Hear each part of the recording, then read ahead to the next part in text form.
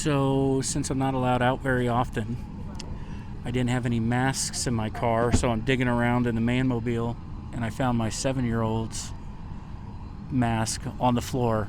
All right, ladies and gentlemen, we're not closing the doors of the aircraft. Please go ahead They're and closing make sure all your electronic the devices aircraft. are in airplane mode and cross-check. I was going to put my cell phone on airplane mode, but I don't know how to fly, so I thought it was irresponsible of me to do that.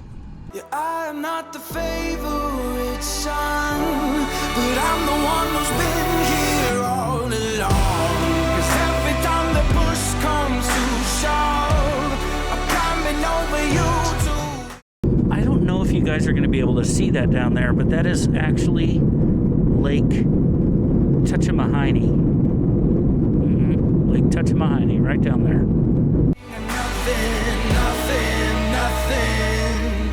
Nothing at all.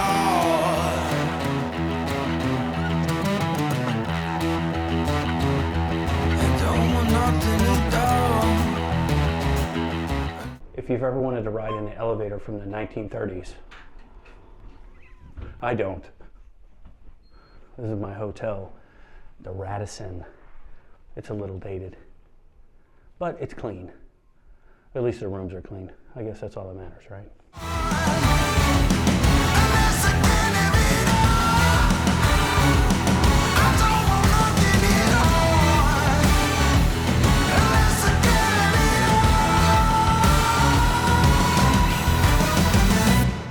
Hey everybody, welcome to Landscape Rescue. My name's Stuart Moore, and on this episode, we are in Baltimore. This is not going to end well. M.A.N.T.S, which is the Mid-Atlantic Nursery Trade Show, is in Baltimore. And I'm really excited. This is where a lot of nursery professionals get together, show off products. There's a lot of really cool products, and I know it's not for everybody, I guess, because not everybody grows plants in the nursery, but I still think this is going to be a lot of fun to go to, and I'm really excited. We're going to be here for 2 days. Baltimore's a beautiful city, ton to offer, and a lot of really cool architecture, so I'm excited to be here. Look how pretty that is. A lot of accoutrements on that building that you don't see very often anymore. I know this isn't a channel about architecture, but check this little building out. It's got kind of a mosaic up at the very crest there. And then it's got these little, oval shaped clocks that jet out from the side of the building. That's pretty neat. It's an old city that apparently is on fire again. Sure, no, they could have declared a state of emergency in Baltimore on Sunday, maybe Saturday, or maybe somewhere in the 1970s. So I believe Baltimore declared a state of emergency with Omicron, and a lot of vendors have pulled out of the show. I'll get all masked up for this just to keep from getting yelled at, if anything else. Stuff is very, very expensive. I'm not used to how expensive stuff is. And I can't usually ever find anything. I'm starting to kind of learn, but you walk everywhere because I didn't drive, I flew. Power planter, and I became really good friends with those guys over the year because you guys know how I feel about power planter. I know salesmen that could sell sand to a guy that lives in the desert, ice to a person that lives in ice. I've known salesmen like that, and I've never been that kind of salesman. I only sell stuff I'm sold on. He called me up, he said, hey, why don't you come down to M.A.N.T.S? It's a really big show, I think you'll enjoy it. I'm gonna fly you down, I'm gonna pay for your hotel room, and just hang out with us in the booth or walk around and film stuff. I think it would be a good opportunity to meet some more people that have some cool products, and I'm blown away by the opportunity. So this isn't a sponsored video, but they did pay for me to be here, so I should probably give them a shout out. So I finally found a place to buy Mountain Dew. Bring up a case of Mountain Dew from the basement. Baltimore is devoid of Mountain Dew. Like every vending machine is straight up Coke, Diet Coke, ginger ale. Bunch of savages in this town. There's a 7-Eleven just kind of parked on the side over here. Convenience stores in Missouri are like grandiose. They're like, well, picture this, but a convenience store. That's kind of, like, we do them big. I've walked more in this day that I've been in Baltimore than I have, I'm gonna say, probably in 2 years. I mean, you just walk everywhere. And you think everything's close, but I feel like everything's uphill too. I'm pretty impressed with the architecture. I'm making jokes, but check that out. I think it's a Starbucks or something. And then this place. They have like these little nooks, see? I have no idea what they sell there. But you have like this little nook in here. I think it'd be easy to not see all the cool little places in the back. Kind of an interesting exercise in efficiency when it comes to space. It's kind of cool that there's all these little old cities like this. They have a lot of sneaky little secret places that you can go and get African cuisine. I saw a Portuguese restaurant. I mean, there's just a lot going on. There's a lot going on here. I can see why people like big cities like this. But it does come with some drawbacks that I am absolutely refuse to compromise on. So 2022 is starting off as a particularly deadly year in Baltimore, and to date, at least 32 people have been killed in the city. I live in the country. Like, look at this old building. Look at how intricate. That's cool. That is neat. And then, like, you run across just buildings like this that are straight granite. I mean, how long has that been here? Old city. I haven't been on the East Coast in a long time. Just got its own little feel to it, you know? The architecture, some weight. It's old. It feels old. Where you go to a city like Seattle, it feels new. Vancouver, you know, newer areas, you know. I don't know, I felt like Seattle just smelled like patchouli and PE class. But I was in Seattle in the 90s, the peak of the grunge era, which loosely translated means don't shower and dress like a homeless person. Here is the convention center here. You can see the M.A.N.T.S banners, but I wanted to show you this real quick. It's a living wall. It's living plant material on that wall.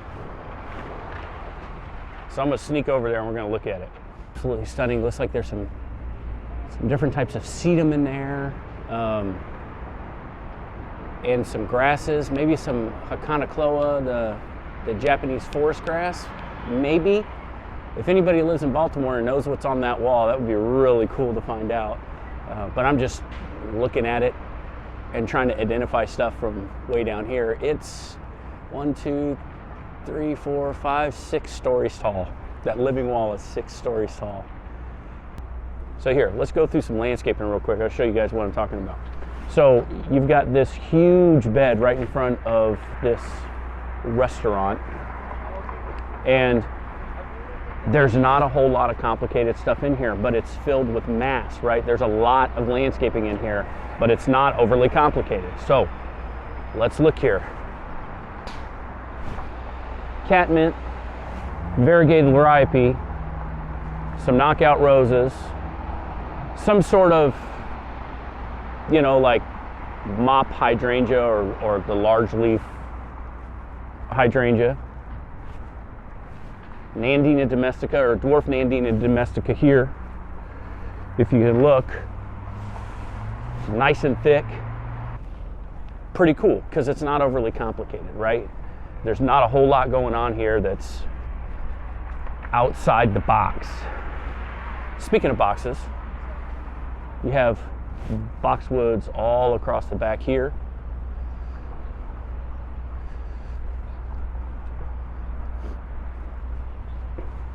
Inkberry holly.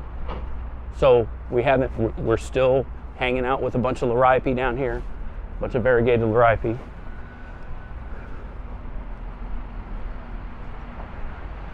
I'm gonna say this is some sort of viburnum. I don't know for sure. Could be a 9-bark. Does have peeling bark in some of the areas with the twigs.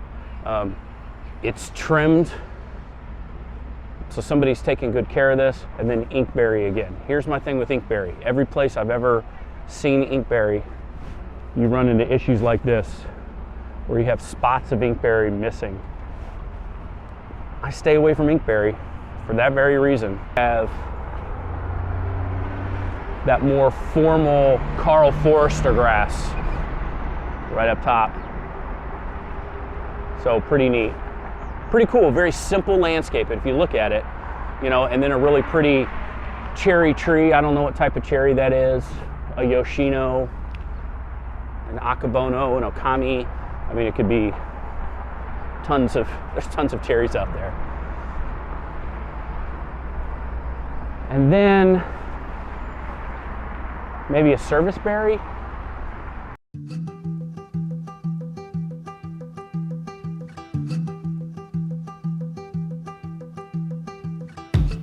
I punch my card, I know what it costs. And that is why you don't dress like Grace Jones from Conan the Destroyer to the company Halloween party, Steven. But I nailed that costume. It doesn't matter. It's offensive. She's a national treasure.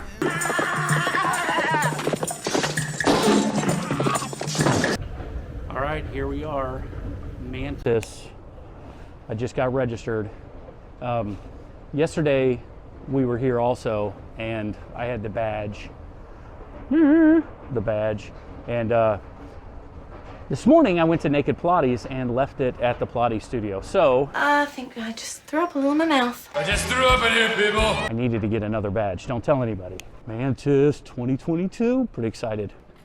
So here at M.A.N.T.S, everybody puts their coats on a coat rack, and then if you don't have a coat and you need to go have a smoke or something and you don't want to be cold, you just grab a miscellaneous coat. Just make sure you bring it back when you're done.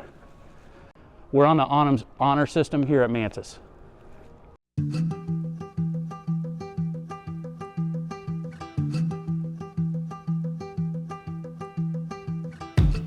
I punch in my card, I know what it costs. Yeah, I put in the work that you don't. Day after day, I work and I play. Yeah, I'll do all the things that you won't. Even when my feet get tired, I will keep on moving higher. I'm the story you don't speak of. I'm the one they call the underdog. 'Cause every time the push comes to shove, I'm climbing over you to reach the top. 'Cause I want everything and nothing at all. Yeah, I want everything and nothing at all. 'Cause I want everything and nothing, nothing at all. Don't care what you think or what you believe, 'cause I'm gonna turn the world upside down. If you want a shot, just step in the ring. Yeah, I'ma shake your bones like thunder, even when my feet. Look what the cat drug in. Found Jim Putnam just walking around. You can give a shout out to my buddy Barney. Okay. Hey, Barney. This is Jim Putnam here up in Baltimore at M.A.N.T.S. How are you today? Yeah, biggest fan, Barney. Yeah, Barney. Barney, I found him. Wish you were here, buddy. 'Cause every time the push comes to shove, I'm climbing over you to reach the top. 'Cause I want everything and nothing at all. Yeah, I want everything and nothing at all. Okay, everybody, so we've had a lot of comments on the channel about deer-resistant plant material, but this is going to be another option for us that want a little bit more choices in our palette, right? So remember, panicle hydrangeas, drift roses, all of those are going to need some sort of intervention to keep those deer away, right? So all of that stuff is super tasty. Hostas are another one that they feel like is cotton candy to deer. So this is Brian, and Brian's with Bobex, and we are going to talk a second about what makes his product just a little bit different than everybody else's. Brian, what explain to these guys what you explained to me about how different your product is than everybody else's. Alrighty, so we're a family-run business, and we've been in business for over 32 years. What makes Bobbex more unique than everybody else is that most all smell bads are eggs and garlic. We're eggs, garlic, 3 different kinds of fish in a meat meal. So we're a protein-based product. And with that protein, it's a very simple premise. Deer and rabbits don't eat meat. So they're less likely to eat our product at all. And another product I like about us is that one of those fish is Crocker's fish spreader sticker, which means it won't wash off. So if you put it on when the plant's dry and you give it time to set, those plants are protected up to 2 months in regular, not fast-growing season. Now, you talked about hostas, truly one of the deer's most favorite plants to eat. Right. So, but hostas are very fast-growing in springtime. So what we recommend is you spray the hostas every 2 weeks or so, because if a hosta's at 6 inches and you spray that at 6 inches and it grows to 3 more inches to 9 inches, that's 3 inches of unprotected growth. So you spray the hostas every 2 weeks until they come to spike when they flower. Once they flower, then you can spray it every 2 months. And what we really want you to do is to keep spraying those hostas year-round, because people, after they flower or they get later in the season, they say, oh, you know what, I don't have to spray them. But we'd like you to teach the deer to stay out of your yard 12 months of the season, not just when the plants are pretty, year-round. Right. So that was another thing I wanted to bring up, is training the deer that none of that stuff tastes good. Right. And then maybe if you miss a treatment, they're more apt not to go over there because they kind of have been trained. What we really hope is that ideally we push them back to the woods where they're supposed to be, or to a neighbor's yard, wherever. But we want them, if you've spent the money, you spent the time, we want them out of your property. And you know, Bobbex will work, and it's been proven to be the most effective liquid repellent on the marketplace. So how long do you think that this would last if I was just using it on established shrubs after the growing season? So like I'm thinking like August, July, where I'm only getting rain once every 2 weeks. Well, we will withstand normal rains. So, but you're looking at 2 months protection with a normal Bobbex. And you know, you get our concentrate, it's dilution to 8 parts water to 1 ounce of Bobbex. Sure. So that'll do the job for you. Okay, fantastic. And how would we get a hold of you? How would my audience get a hold of you if they wanted to? And another thing, can they just buy one of these? No, absolutely. We're available online. We're available at retail, many stores. But if you want to go www.bobbex.com. We're available for all kinds of questions, and 1-800-792-4449. Call us up. We'll answer any questions. Fantastic, Brian. Thank you very much. I appreciate it. Are Thank we you allowed so to much. do that? Are we still allowed to do that? We're allowed to do that. Have a good Thank one. you, sir. Thank you. All right, I thought you guys would think this was really, really cool. So a lot of times when we're buying plants, we don't think about where our plants came from. This is BellPark. They do custom installation of these planting systems. So we're going to walk right over there. Great company. I've been spending probably about 45 minutes with these guys, just kind of talking with them. They only use ex-singers from the group Menudo.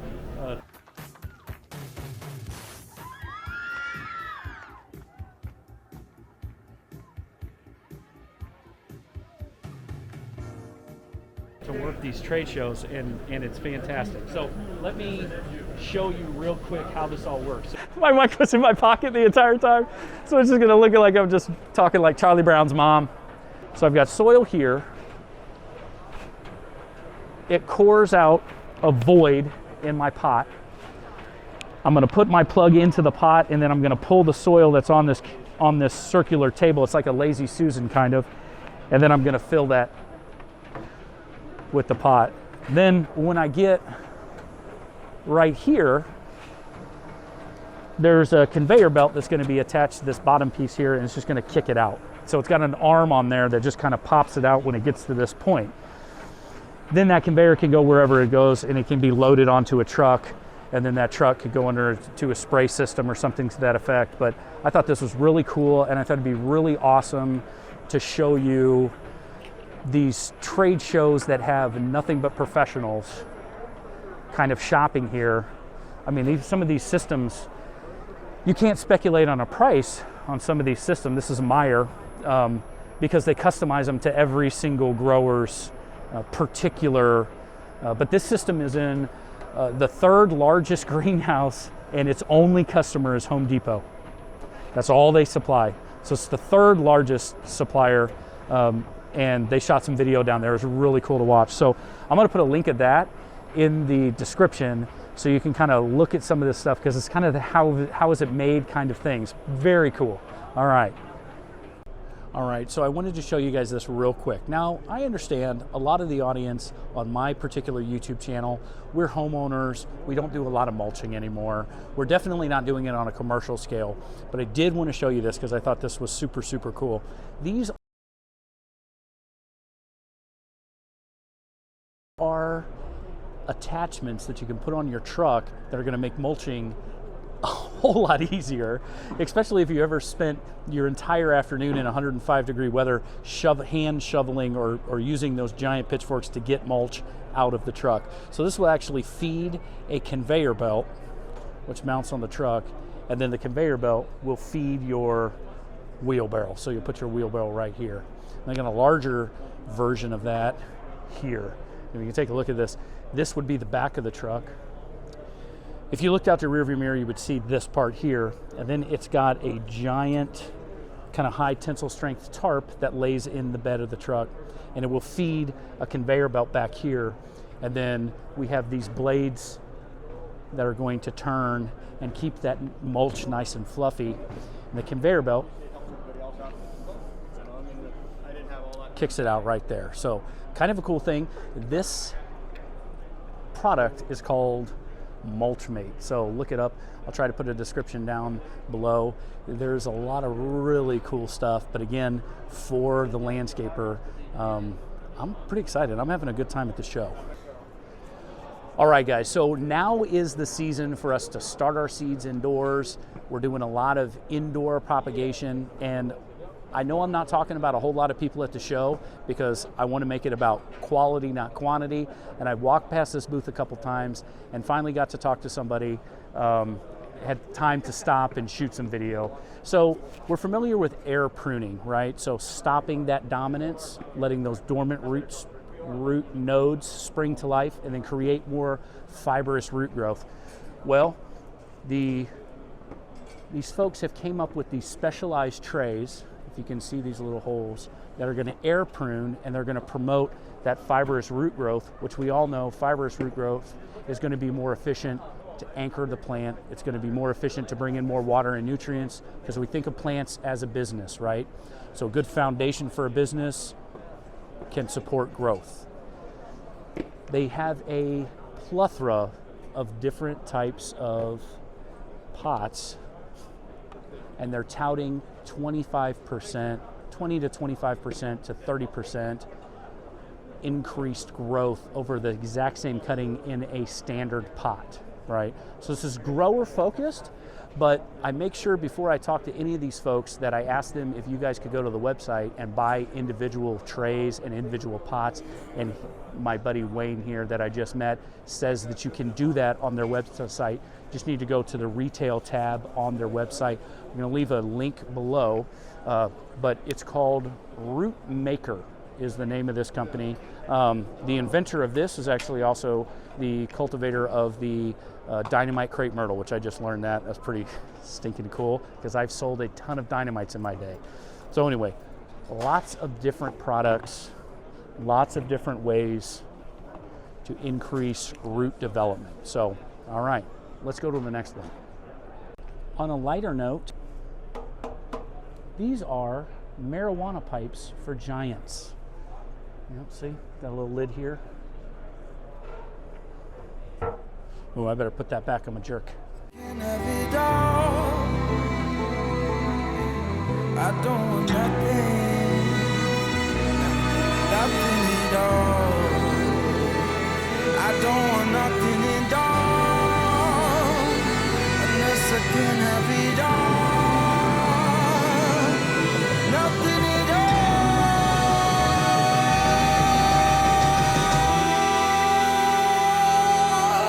You guys seeing this? Are you guys seeing this? Where's AOC? Where's AOC? These plants are in prison. put that down. Maybe I shouldn't say stuff like that in Baltimore. Thank God that's over. Well, that could have been worse. Well, that wasn't so bad, was it, Joe? Kind of felt good to get it off my chest.